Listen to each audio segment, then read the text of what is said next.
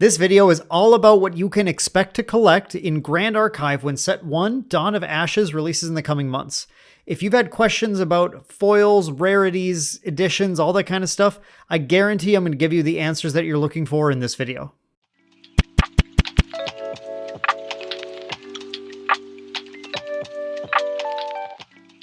What's up everyone, it's Dan with Main Deck, and I'm here back again with yet another Grand Archive video for you all. In this one, I'm just going to cut straight to the point, so if you came here looking for like a how to play Grand Archive video, go check the description below for our ultimate how to play Grand Archive video. That'll get you everything you need to know. In this one, instead, we're going to be talking about rarities and editions in Grand Archive, how to find certain cards, and how to make sense of everything you're going to be opening in booster packs and starter decks of Grand Archive. So if you came here for that, you're in the right place. Alright, so here are the absolute basics. Grand Archive's first set is called Dawn of Ashes, and it has two print runs, First Edition and Alter Edition. The First Edition print was made exclusively for Kickstarter, so if you find someone selling a First Edition box, that would be an individual or retailer who backed the Kickstarter or bought it from someone who did. First Edition product will be floating around for sure because a number of retailers and individuals did buy a lot with the intention of selling them when the Kickstarter was up. But First Edition was a limited print run, so these will not be printed again. Alter Edition is the name of Dawn of Ashes' unlimited print run. It's not a whole different set of cards, though there are some changes to card art, chase cards, and even some new cards added that we'll look at in just a moment. While some games do a First Edition and then an unlimited print of a set, Alter Edition is kind of like doing an unlimited plus. This set of cards will be able to be reprinted at any point in the future as demand dictates, with all of these changes intact. Booster boxes of both editions come with 24 booster packs, and each pack has 11 cards. Here's what you can expect from them on average. Every pack will have 8 commons, 2 uncommons, and 1 rare or higher card. Alright, so on average, 1 in every 4 packs will have the rare replaced with a super rare card. And then 1 in every 24 packs will replace the rare with an ultra rare card. So, in any given booster box of either edition, you're going to have, on average, 6 super rares and 1 ultra rare, and all of this is in non-foil. Now, there are 5 different ultra rares, and all of them are actually material deck cards, which by the mechanics of the game means that they are all limit 1 per deck. So, they are a nice chase, but they also shouldn't be backbreaking for people to buy for their decks in non-foil. And while you do get 6 super rares per box, there are actually over 30 different super rares in the set, and the majority of them are main deck cards, which means you may want up to 4 copies of any given super rare for your deck. That means super rares should be able to give you a decent return, a decent value in your packs that you open, because many players will be chasing down particular ones to finish their decks. Now, I mentioned all of that was for non-foils, and of course in Grand Archive there are foil cards as well. All cards can be obtained in a parallel foil, but in Grand Archive, foils are actually going to be pretty hard to come by and pretty valuable. Roughly 1 in every 8 packs, you'll have a common in the pack replaced by a foil of a card of any rarity, and yes, that is a lot more rare than most other TCGs. That means just 3 foils per box on average. For those of you who are super math nerds, on the screen here, I actually have a breakdown of the odds that any given foil will be any of the 5 rarities that was provided by the dev team. As you can see, ultra rare foils are truly ultra rare with 1.2% chance of finding them in any given foil slot. However, don't be too afraid. If you are a big foil hunter, stick around. We're going to have a section at the end where we talk about event packs, and that's where you're going to learn where you can get more foils outside of just booster packs. Now, the foils aren't the only things to chase. The big chase cards to hunt for in Grand Archive packs are the collector rares, which are full art, textured foil, signature stamped versions of the game's most well-known characters. Which chase cards you can find depends on the edition that you're opening, though. In roughly 1 in every 15 booster boxes of First Edition, you'll find a collector's ultra rare card. These CURs are variants of the booster pack levels of the main champions of the game. That means Lorraine, Rai, Sylvie, and Xander. CURs are super unique.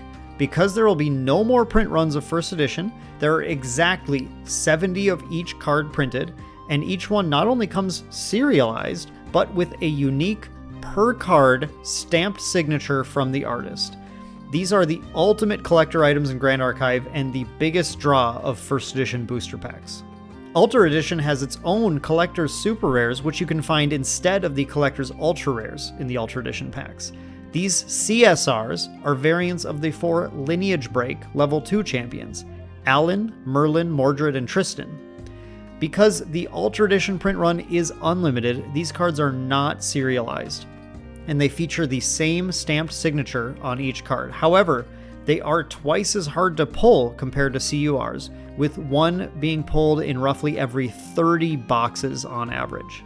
Based on these numbers I provided you, obviously collector rares are the best hits to get in a Grand Archive pack, but if you don't find them, foil ultra rares and foil super rares are sure to command a price tag and will be hotly desired by collectors and players, so don't despair, look for those instead.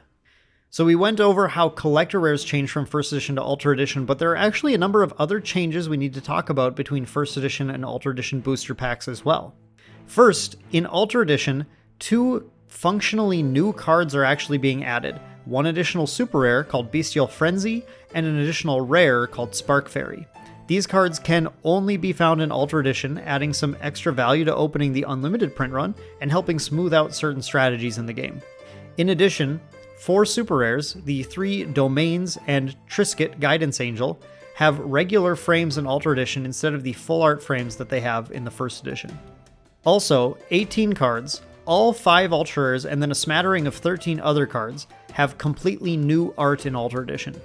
Many of these cards were some of the earliest art done for Grand Archive, so these new Ultra Edition prints represent kind of a step up in the art quality that we can expect to see in future sets as well. Finally, much like the collector rare changes, the 12 main champion cards can only be found in regular foil in first edition, while the 4 lineage break champion cards can only be found in regular foil in Ultra Edition. Now, how about we talk about the starter decks? First edition starter decks are the 2-player Rye vs. Lorraine set that was sold in the Kickstarter. These come with 4 Prelude packs, which offer a smattering of bonus cards to tweak your decks with. These bonus cards come from a small subset of cards made up of the starter deck cards and then a couple dozen extra cards, including a few rares and super rares. The set also includes a small package that contains the starter deck level 3 versions of Sylvie and Xander, as well as some material deck cards for those characters. Ultra Edition starter decks instead come sold as single decks, and there are 3 different ones: Lorraine, Rye, and Sylvie. These decks are slightly different than the first edition ones and come with a few less rares and no Prelude packs or bonus cards. And obviously there's a Sylvie deck too, which there wasn't before. Each display of starters will come with a few Assassin class starter packs of 3 cards that help make up for Xander not getting his own starter in the starter deck run. The big thing to know about the Ultra Edition starter decks is that you actually have a chance to pull a CSR in them also. The starter deck level 3s of Lorraine, Rye, and Sylvie can be found in roughly 1 in 72 starter decks, so because of that scarcity, they're sure to be valuable as well. Finally, let's talk a little bit about the tournament rewards and how they tie into everything. Now, the Grand Archive team plans on posting up some excellent rewards for some of their biggest events, like the planned Ascent Houston event, including exclusive collector rare promos, but as details are light for all that still, let's just focus on what we know: event packs for local play.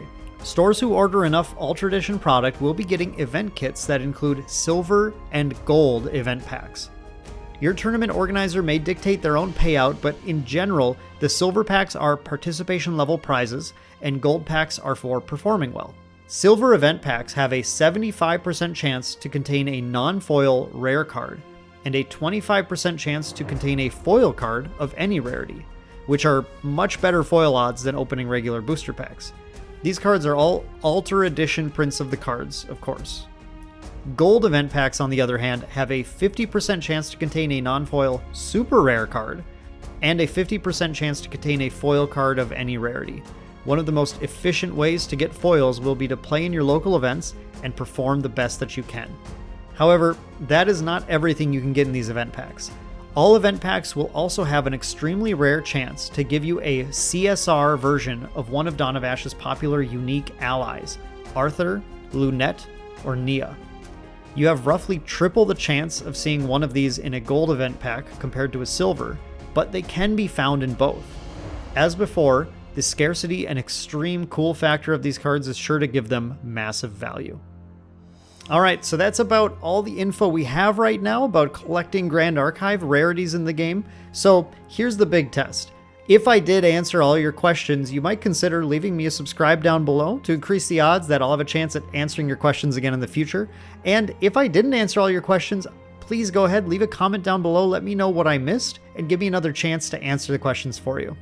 If you are enjoying learning about Grand Archive, you might consider clicking on this video right over here to jump into my full set review of Grand Archive. That's a great place to start.